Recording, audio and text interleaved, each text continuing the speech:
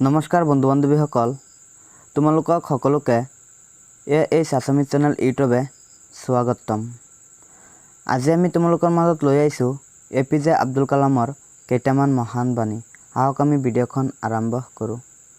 কলম যিমানে মূল্যৱান নহওক কিয় চিয়াহী নাথাকিলে মূল্যহীন, তেনেদৰে মানুহ যিমানে শিক্ষিত নহওক কিয় বিবেক নাথাকিলে তেনে শিক্ষাও মূল্যহীন।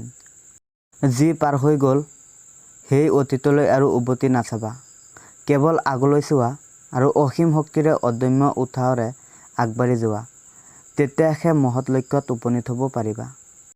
কোমল বয়সতে কাৰোবাক পোৱাৰ আশাত নিজৰ জীৱনটো নষ্ট নকৰিবা। তুমি নিজৰ মতে তোমাৰ জীৱনটো সজোৱা, সময়ে তোমাক কৈ দিব তুমি কাৰ হ'বা আৰু কোন তোমাৰ হ'ব। ডাঙৰ ডাঙৰ ডিগ্ৰী অৰ্জন কৰি কি হ'ব যদি তোমাৰ মন আৰু বিবেক অশিক্ষিত হৈ থাকে।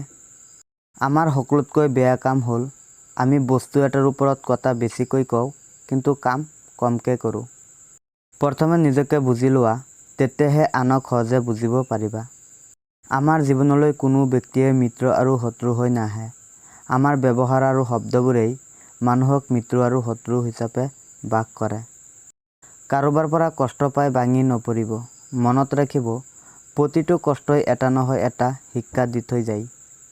চকুৰে নেদেখাজনক অন্ধ বুলিব নোৱাৰি। নিজৰ দুখবোৰ লুকাই ৰখা জনেহে প্ৰকৃত অৰ্থত অন্ধ।